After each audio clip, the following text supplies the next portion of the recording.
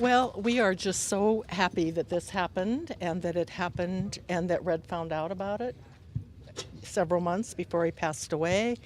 And we just, he just accomplished so much in his life, and we're so proud of him for, he came from very humble beginnings, came a long ways. He's a very humble man. And we're just really proud of him. And his whole family, his grandkids are here. They came from each coast to be here today to represent their granddad. And so we're not all used to the limelight and all that, but we're going to speak for him. We want him to get his just reward. And we wanted to thank the people of Denver because that's a long time ago, 40 years, It's a long time for people to remember that it all happened back then. It all got going back then, and things have never been the same. The franchise is one of the best. So we're proud of him for starting that. He is Mr. Enthusiasm, Mr. Passion. I've been sitting up in the box next to Tom Jackson, so, he's got the stories. And he's just like Red. And, it's like, let's go here, folks. They were just wound up all the time. Red was moving all the time, and you could see some of the video where he was on the go all the time, talking and cheering and pushing and yelling, and somebody said, kick over the Gatorade can or do something here, make something happen. So that's the kind of guy he was. And that's how his players were. And if you hang out with them, this is 40 years later, and they love each other. They hug each other. They kiss each other. They love each other. And,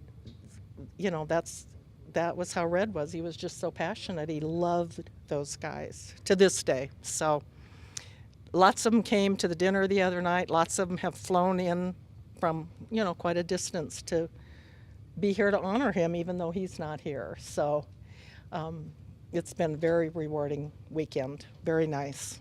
What was it? Did Red tell you when he found out how much it meant to him? Can you share a little bit with us what he told you about being honored in the Ring of Fame? Yeah, it was just kind of a quiet bit of satisfaction, I guess, he really could hardly believe it.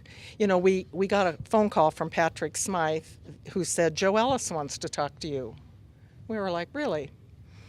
And he said, are you going to be home? Yeah, we'll be home. So we sat there for a couple hours, didn't say a word to each other as far as, what is this? We just figured, well, maybe he wants us to come out and meet the new coach or, something like that. So nobody said a word about, gee, do you think this could be something big, So then when he called, we just kind of looked at each other, and it was like, wow, really, truly never thought it would happen. We thought those days were past, and so it was quite a surprise, but kind of just a quiet, peaceful, we didn't go scream and yell, and we didn't even go out and celebrate. It was just a peaceful happiness and satisfaction that he was appreciated. And, kind of a final, like I said the other night, just the icing on the cake for a great career and just an appreciation from this town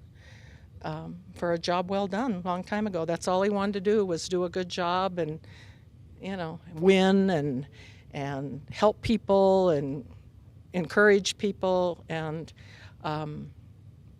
he has been appreciated for the last 40 years, really, by this community. And, that's what it's all about, really. It's the little kids that come up and, they don't even know who he is, but their mom or their dad said, hey. And they just are so excited that he'll sign a football. Or the neighbor kids, he takes them to our basement and says, here, pick out something, And that just means the world to those little kids. They never forget that. So as we, go about our daily business in and out of restaurants and the grocery store and whatever, always somebody stops him and says, thank you for what you did in 1977. Or it was so much fun back then. Our family had so much fun. And, it was wonderful. And it was magic for anybody who was here back in 77. It was unbelievable. So turned the town on end for sure and put us on the map. To see his name today on the facade and know that it'll be there as long as the Forever, Broncos play. yes. What does that mean to you? What was that like emotionally? Well, it's just unbelievable. We just can hardly believe that his name is up there. It's just fabulous. You know, and he was here 4 years and never had a losing season. I don't think they ever had a punt blocked. I think he prided himself on that. I never had a punt blocked. Just, you know, they didn't make a whole lot of mistakes. I mean, they got coached. You know, he had a really good coaching staff, of course.